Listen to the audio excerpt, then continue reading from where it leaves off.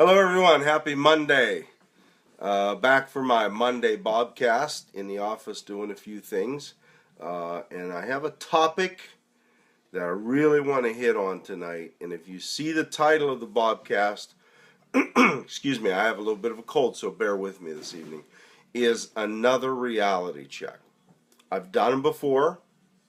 I will tell you tonight, if I get a little fired up, slip a bad word out or something, you got to forgive me ahead of time, okay? And I might be taking a sip of water or two to keep my throat going. So here's what I want to talk about. I want to talk about people in your life that are what I sometimes call dream stealers. We're surrounded by them. They're everywhere. These are the people that are unwilling or unable, usually it's unwilling, to go after a dream, to pursue something that they say they want. I do call that high. To pursue something they say they want.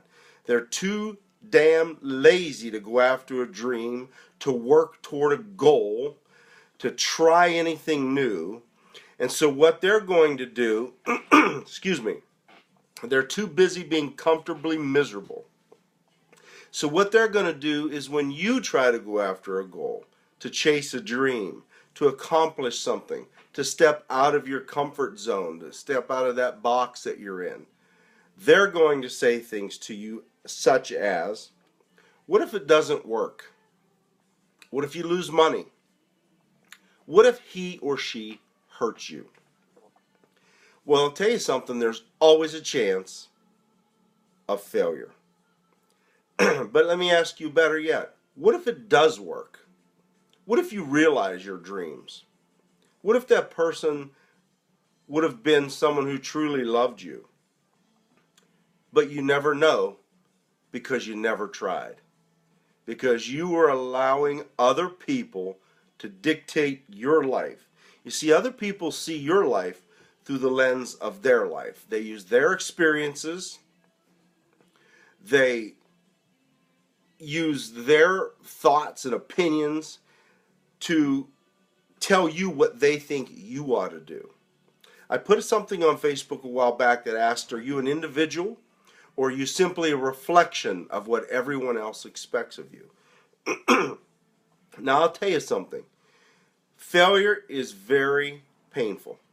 It is. It's hard. It's hard to accept. But the failure is not nearly as painful as the pain of regret, of never trying that school, of never doing that business. That's exactly right, Colette. Hi, Stacy. I remember working with a woman a while back. Her name was Maria. Great person, working hard and doing the things. She was going after everything. And I remember one time she relayed this story to me, and I bet Colette could identify with this story because when she talks about her job and stuff. But I remember her telling me about her going into work, and one day, and all these people coming up to her and saying negative things and all these things. And she said to me, it felt like I was being attacked. And you want to know something?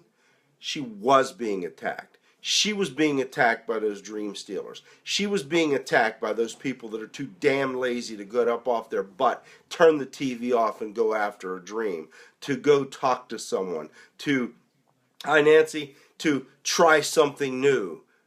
They're too damn lazy or unwilling to do it, so they don't want her to do it. It's kind of like that old story, if you've ever heard it, about crabs in a bucket, and how when if one crab starts to try to crawl up the side of the bucket to get out of the bucket, the other crabs will actually grab it and pull it back down in the bucket. See, these people are those crabs, and they don't want you to leave that bucket. Because if you leave that bucket, then what you do is you force them to face their own mediocrity. You face them to face the fact that they're too damn lazy to go work for something, that they want everything easy, that they want it handed to them, and they're not willing to work for it. They say they're doing it for your own good, But are they doing it for your own good, or are they doing it so they don't have to face their own mediocrity? The fact that they weren't strong enough to try, the fact that they were afraid to even give something a shot. Okay? Before I go any further, there are a lot of those crabs out there, Colette. You got that right. Hi, Phil. Tons of crabs. And you got to fight them. You got to be bulletproof and not let them pull you back down in that bucket. Before I go any further, hi, Lois. Man, longtime friend, and you're absolutely right, Lois. Regret is incredibly difficult to live with. They stay with you forever. Tony Robbins talks about being on your back porch on your rocking chair and 80 years old, thinking about what you wish you would have tried. It's too late then. Okay? Let me tell you how to reach out to me before I go any further, because I'm still getting a little fired up. Reach out to me on Facebook, Bob Norman. My business page is Buff Monkey Marketing. On Twitter, it's at Buff_Monkey. On Instagram, it's Buff_Monkey. On YouTube, my channel is BigNorm1963, or you can email me at buff_monkey@reagan.com. Keep the suggestions coming, the feedback coming. I'm really feeding off of that, getting a lot of great topics from you folks. This one comes up time and time again, and it also came up as a result of some conversations that I had over the weekend with some folks. But I'm going to use another example. I'm going to use the example of an alcoholic or a drug addict. Why do you think they need a sponsor to get through that? They have 12-step programs, and they have to have a sponsor. See, I know a guy that I have tons of respect for, okay? And he was an alcoholic. He's been sober for years and years and years. Do you not think that some of his so-called friends ever said to him, "Come on, man, what's 1 or 2 beers? What's it going to hurt? Just 1 or 2 beers. It's not going to hurt. Come out with us. Come out with us." Okay? Do you know how strong that man had to have been to make it all these years? To avoid that kind of stuff, to resist those people? Because it's tempting. It is. Okay? Do you not understand why most drug addicts, a lot of them anyway, end up having to relocate to different areas to get away from the people in their life that are tempting them, that are trying to talk them into it? See, because if you're an alcoholic and all your friends are alcoholics and you suddenly become sober and you want to stay that way, you can't hang around those alcoholics anymore, and now they got to look in the mirror and figure out who they are. And it isn't pretty. It's not something they want to admit to themselves. Okay? Here's what you got to do with those people. You got to get those people the hell out of your life. Okay? You got to surround yourself with people that lift you up, that encourage you, that support you, that push you to be better. People like Colette I see on this Bobcast. Her and Dave, inspiring people. I love them. A lot of other people on here too. I'm just going to try to name everybody because I guarantee you I miss people. And I don't want to do that, but since she's on, I'll throw it out there to you. Okay? Be around people that support you, that encourage you, that help you, that push you, that challenge you. Get those people the hell out of your life that are telling you you can't do it, you shouldn't do it, they wouldn't do it because they're too damn scared to do it themselves. Okay? You got to sometimes be honest with them. You got to unfollow them in real life, not just on Facebook. Block the number. Block them on Facebook. Get them out of your life. Sometimes you got to do that in real life. Okay? Your true friends will want the best for you. Your true friends will support your decisions. They'll help you along. They will encourage you. Your so-called friends will try to discourage you. They will try to tell you, not even try. Just stay with us. This is all you need, okay? And I'm going to tell you something else. I'm going to take it one step further. This has happened to me before. I can tell you from firsthand experience. When it looks like that doesn't work, that's not working, that the people when they're trying to discourage you from trying something, but you're going to try anyway, then they're going to go to tactic number 2, which is to attack anyone who's trying to help you. Whether it's a mentor, a life coach, a therapist, a business partner, doesn't matter who it is. if they're trying to encourage you to better yourself, if they're trying to encourage you to step out of that comfort zone, then those so-called friends that are just looking out for you are going to attack that person too when they see their attacks on you are not working. It's just the way it's going to happen, folks. That's why you got to get them out of your life. That's why you got to stop listening to the bullcrap they're spewing. If they were just honest about things, they would say, I was always too lazy to go after things. I don't want to do things. I'm too afraid and I'm too scared, and I don't want you to leave me. That's the honest truth, okay? And I'm going to tell you something.